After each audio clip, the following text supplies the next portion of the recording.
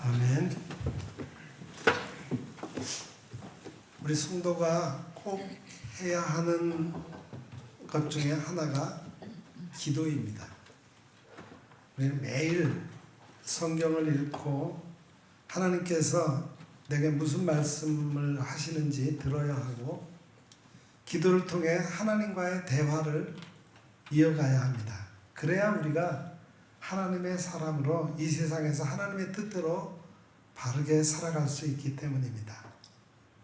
오늘은 우리가 누구를 위해 기도해야 하는지, 또 어떤 내용으로 기도하는지에 대해 말씀을 준비했습니다. 어떤 기도라고 하면은 내가 개인적으로 하나님 앞에 간절히 아뢰는 소원을 하나님께 고한다, 이런 생각을 하는데, 오늘 우리가 말씀을 듣는 기도는 그런 개인적인 기도보다는 교회 공동체가 어떤 기도를 하는 거야, 해야 하느냐에 대해서 말씀을 듣겠습니다. 오늘 본문은 사도 바울이 목회자 디모데에게 교회를 이끌어가면서 교회 공동체가 어떤 기도를 해야 하는지에 대해서 권면한 말씀입니다. 본문은 크게 두 부분으로 구분할 수 있습니다. 1절, 2절에서 권면을 하고 3절부터 7절까지는 그 권면에 이은 부연 설명입니다. 1, 2절의 권면은 에베소 교회 목회자 디모데에게 목회 현장에서 모든 사람을 위하여, 특별히 왕들과 고위직에 있는 사람들을 위해 기도하라는 것인데, 그 이유로 성도들이 평안한 생활을 하기 위함이라고 했습니다. 이어서 3절부터 7절은 이런 권면이 하나님 앞에서 받으실 만한 것이라고 하면서 하나님의 구원의 뜻과 그 구원을 위해서 중보자 예수께서 자신을 대속물로 주셨음을 설명하고, 이런 것을 증거하기 위해 바울 자신이 전파하는 자와 사도로 세움을 입었다고 그렇게 고백하고 있습니다. 본문에서 제시하는 기도에 대한 권면은 목회 현장에서의 공중 예배의 한 부분으로 이해됩니다.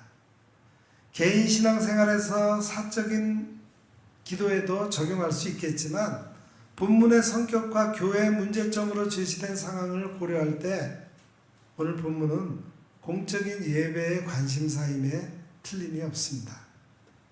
바울은 지금 교회 공예배에 대해서 권하고 있습니다. 내가 첫째로 권하노니 라는 말로 교회의 가장 중요한 본질은 예배라고 말하고 있습니다.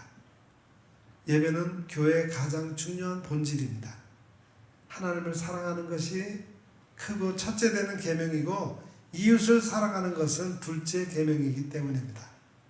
바울은 교회 예배에 그리스도인은 물론 모든 사람을 포함하라고 권면하고 있는 겁니다. 그 첫 번째 이유는 하나님은 모든 사람이 구원을 받기 원하시기 때문이고, 두 번째 이유는 유일한 중보자 그리스도 예수의 속죄는 모든 사람을 위한 것이기 때문입니다. 세 번째 이유는 바울을 비롯한 교회는 모든 사람의 구원을 위해 복음을 전파하기 때문인 것입니다. 바울은 기도에 대한 몇 가지를 강조하고 있습니다. 첫째는 기도의 대상입니다. 우리가 기도해야 할 대상은 모든 사람을 포함해야 한다는 겁니다. 내가 아는 사람만, 내가 특별하게 생각하는 사람만을 위해서 기도하는 게 아니라 모든 사람, 이 세상의 모든 사람에 대해서 기도해야 된다는 거예요. 그래서 모든 사람을 위하여 기도하라고 했습니다. 하나님께서 독생자를 이 세상에 보내신 이유에 대해서 요한복음 3장 16절 말씀은 이 세상을 사랑하셨기 때문이라고 말씀했습니다. 여기에서 세상이라고 하는 것은 하나님이 창조하신 피조물, 그 중에서도 자신의 형상대로 빚어내신 우리 인간입니다. 비록 인간은 죄로 인해 하나님의 캠퍼스를 얼룩지게 만들었지만, 하나님은 자신의 피로써 그 얼룩을 지우시고 새 그림을 그리기 원하십니다. 그 그림은 예수 그리스도의 보혈로 인하여 거듭난 자들, 즉 그 피로 세상을 이긴 자들로 가득 채워지는 그림입니다. 비록 인간의 눈에는 여전히 전쟁과 다툼이 끊이지 않는 세상이지만 영적인 눈으로 보면은 하나님께서 끊임없이 이 땅을 새롭게 만드신 캠퍼스에 아름다운 영혼들로 채워가고 계시는 겁니다. 그러므로 우리의 기도의 대상은 이 땅에 존재하는 모두를 포함하고 있습니다. 비록 육신의 눈으로는 원수처럼 보이지만 그럼에도 하나님은 모든 자들이 구원받기를 원하십니다. 물론 우리는 이 세상의 모든 나라와 민족과 사람들을 대상으로 기도할 수는 없습니다. 그렇지만 하나님께서 기도하라고 우리의 마음에 주신 대상에 대해서는 순종함으로 기도해야 할 것입니다. 교회는 공예배에서 모든 사람을 위해서 기도해야 합니다. 이로써 우리가 모든 경건과 단정함으로 고요하고 평안한 생활을 할 수 있기 때문이라고 했습니다. 오늘 본문 2절에 나오는 간구, 기도, 도고, 감사는 거의 동의어로, 기도에 대한 동의어로 보입니다.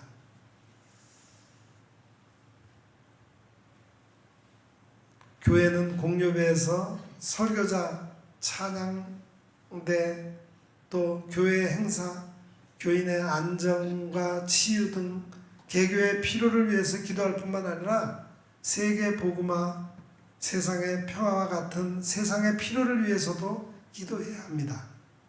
특별히 교회는 공예배에서 국가 지도자를 위해서 기도해야 합니다.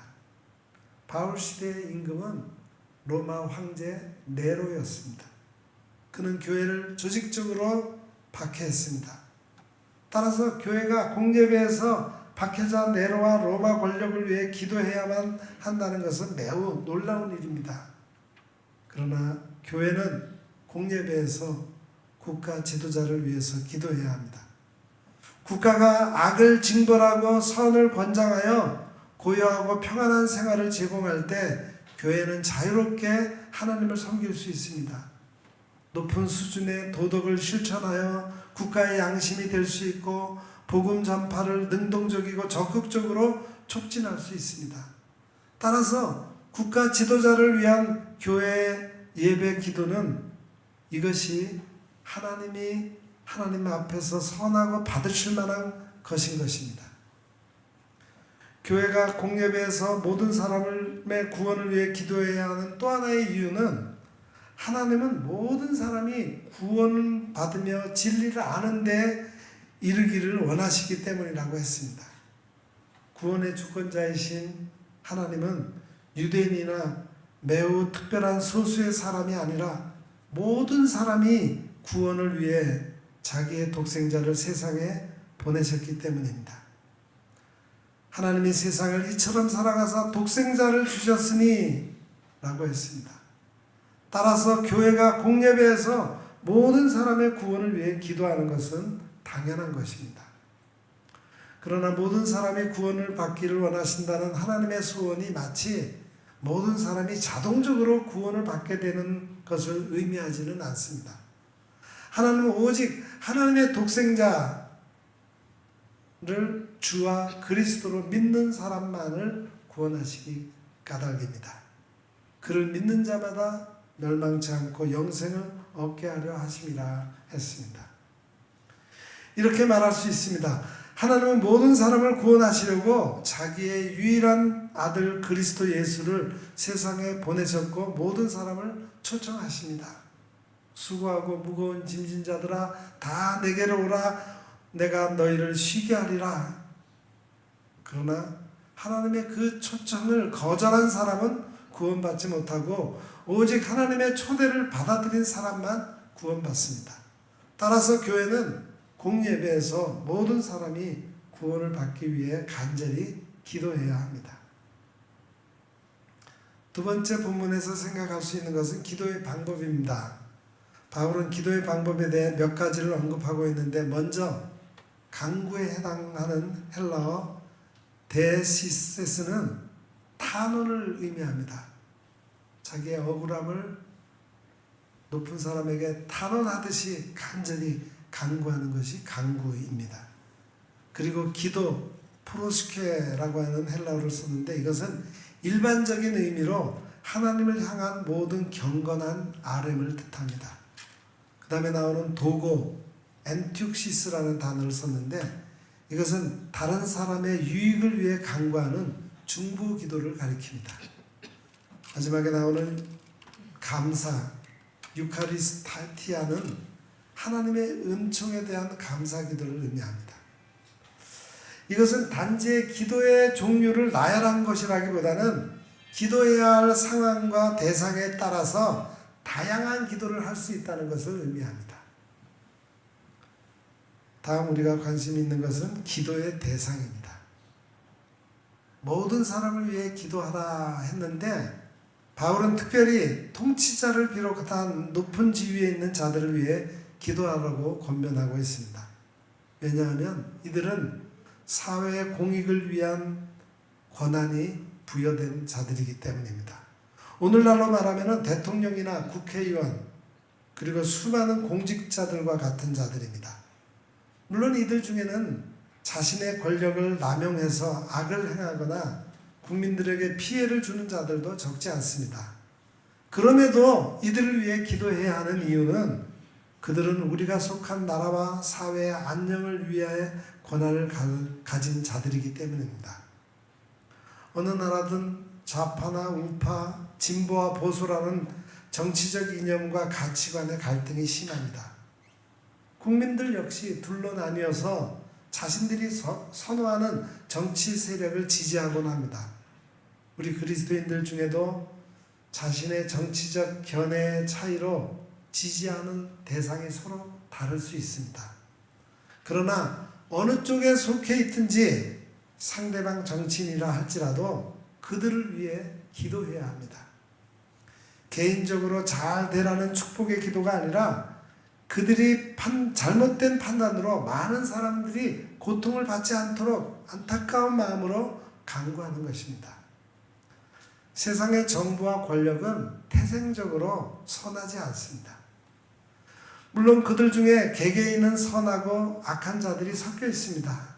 그럼에도 이들을 위해 기도해야 하는 이유는 그들을 위한 것이 아니라 하나님의 자녀들이 경건하고 평안한 삶을 사는데 방해받지 않도록 하기 위한 것입니다. 하나님께서는 예레미야 선지자를 통해 바벨론에 사로잡혀간 백성들이 자신이 속한 성읍을 위해 기도하라고 하셨습니다. 예레미야 29장 7절에 너희는 내가 사로잡혀가게 한 그 성읍의 평안을 구하고 그를 위하여 여호와께 기도하라. 이는 그 성읍이 평안함으로 너희도 평안할 것임이라.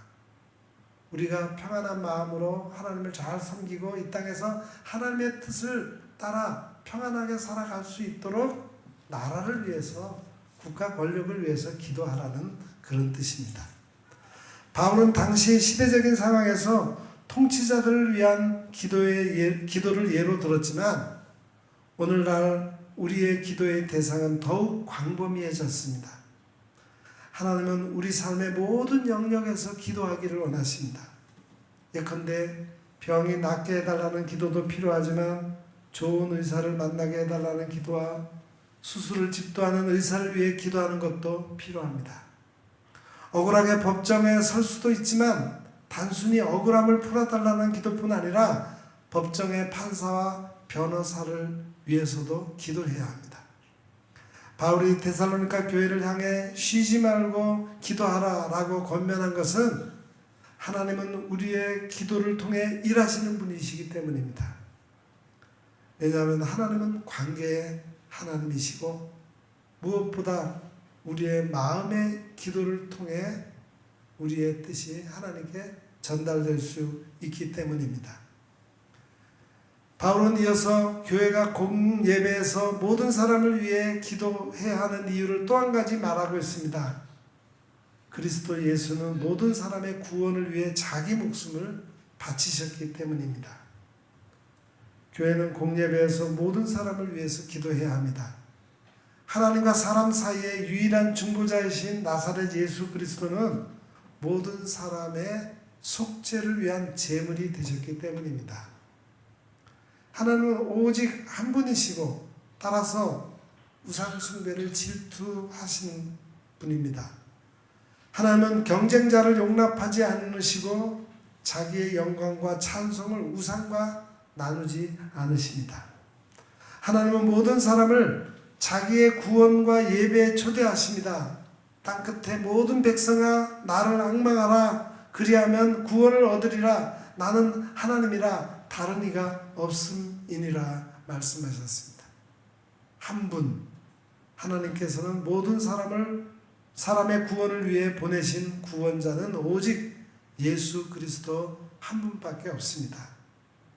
베드로는 사도행전 4장 11절 이하에서 이렇게 설교했습니다. 이 예수는 너희 건축자들의 버린 돌로서 진모퉁이의 머릿돌이 되었느니라. 다른 이로서는 구원을 받을 만한 수가 없나니 천하 사람 중에 구원을 받을 만한 다른 이름을 우리에게 주신 일이 없음이라 했습니다.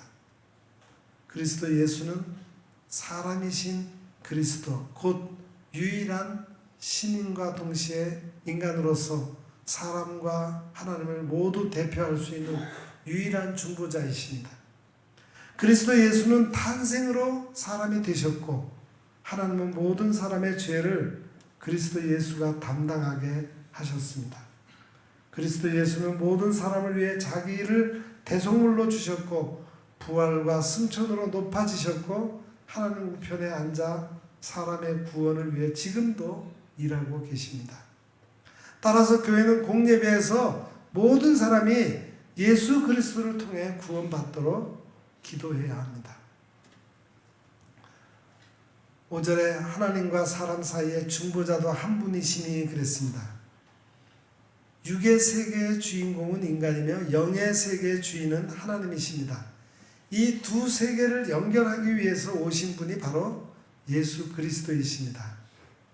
예수님은 영이신 하나님이시면서 사람으로 오셨습니다. 사람이신 그리스도 예수라 그랬어요. 이처럼 하나님이 사람이 되신 이유는 신이 육의 세계와 영의 세계의 통역자가 되시기 위해서입니다. 중보자라고 하는 단어는 둘 사이에 또는 두 나라 사이에 화친이나 계약을 맺기 위해 중재하는 사람을 말합니다. 구약에서는 대제사장이 그 중보의 역할을 했습니다. 그러나 대제사장은 반쪽짜리 중보자였어요. 그는 이스라엘 백성에게 하나님을 대표하지도 못했고 하나님께는 인류의 작은 한 민족인 이스라엘을 대표할 뿐이었습니다. 그러나 자신의 피값으로 인간의 죄를 대속하신 그리스도는 인류에게는 하나님을 대표하고 하나님께는 인류를 대표하시는 중보자이십니다. 또한 한 분이라는 것은 그 누구도 중보자이신 그리스도를 대신할 수 없다는 것입니다. 이단 교주가 그 자리를 대신할 수 없습니다. 예수님은 올라가신 대로 다시 오시겠다고 말씀하시는데 여전히 이 세상에는 자칭 예수라고 하는 자가 차고 넘칩니다. 6절에 그가 모든 사람을 위하여 자기를 대속물로 주셨으니 했습니다. 구약의 제사는 대제사장이 하나님께 드리는 희생제물로 요약할 수 있습니다.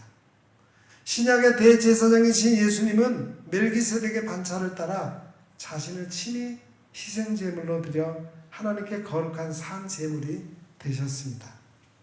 불완전한 구약의 제사가 그리스도로 말미암아 단 한 번의 제사로 영원히 완전한 제사를 드린 것입니다.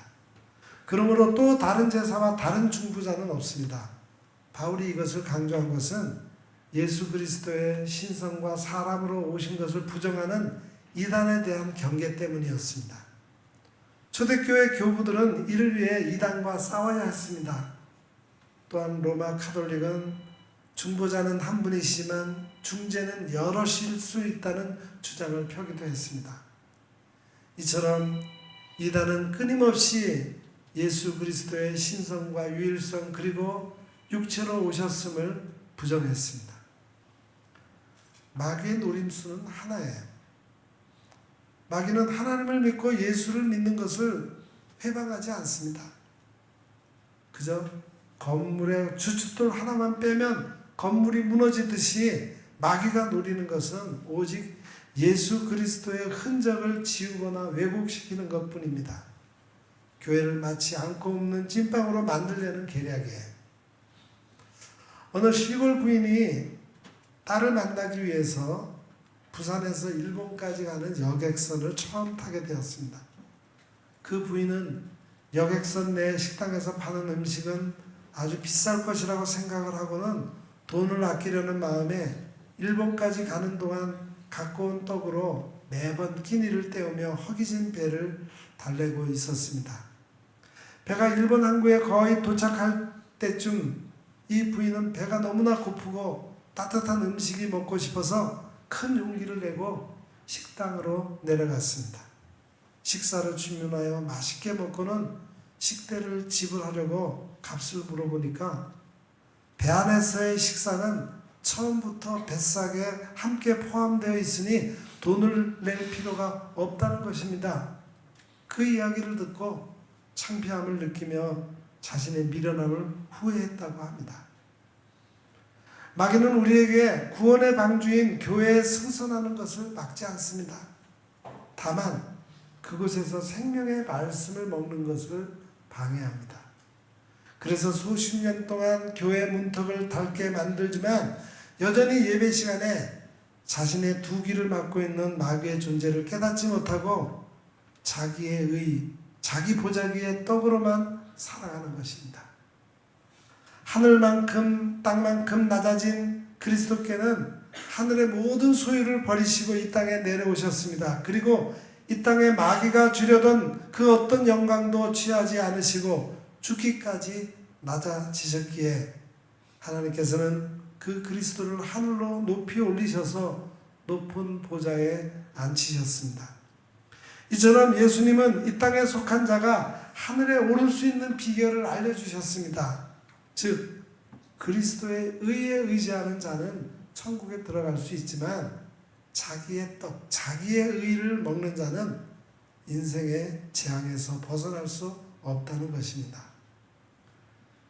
교회가 공예배에서 모든 사람을 위해 기도해야 하는 또 한 가지 이유는 교회는 그리스도 예수의 복음을 모든 사람에게 전파해야 하기 때문입니다. 여기 6절에 기약이 이르러 주신 증거니라고 했는데 그 말은 기약이 이르면 증거할 것이라는 의미입니다. 그리스도 예수의 탄생과 죽음과 부활을 통해 하나님의 속죄는 이미 완성되었습니다. 따라서 그리스도 예수의 복음을 전파할 기약이 이르렀습니다. 따라서 그리스도 예수는 너희는 온 천하에 다니며 만민에게 복음을 전파하라고 명령하신 겁니다. 그리스도 예수는 하나님 우편에 앉아 세상을 다스리는 동시에 교회의 복음 전파를 통해 모든 사람을 구원하고 계십니다. 따라서 교회는 공예배에서 모든 사람의 구원을 위해 기도해야 하며 예수 그리스도의 복음을 전파하기 위해 노력해야 합니다. 주님은 우리에게 내가 가진 삶의 무게를 내버리고 나와 함께 높이 날잡구나 라고 말씀하십니다. 믿음으로 날개치지 않는 믿음은 죽은 먹이의 발톱을 깊게 받고 있다가 먹이와 함께 폭포에 휩쓸려 죽는 독수리와 같습니다.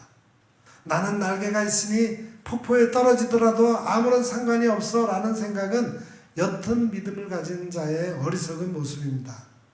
세상의 욕심에서 발톱을 빼내십시오.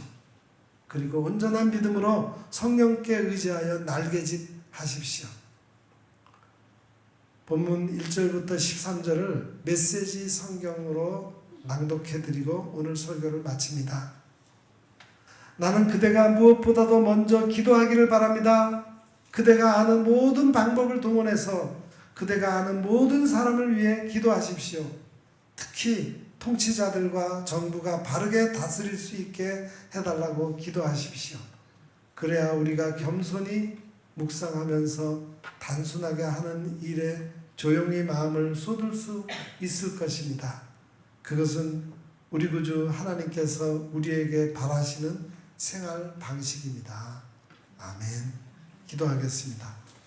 거룩하시고 사랑이 풍성하신 하나님, 추석 연휴 동안 맞는 주일에 귀한 말씀을 주심을 감사합니다. 교회가 마땅히 기도해야 할 것은 하나님이 구원하시기 원하시는 모든 사람을 위해 기도하는 것임을 깨닫게 해주셔서 또한 감사합니다.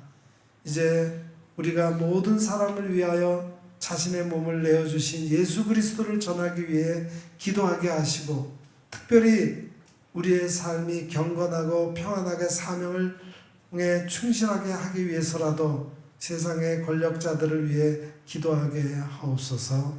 예수님의 이름으로 간절히 기도드립니다. 아멘.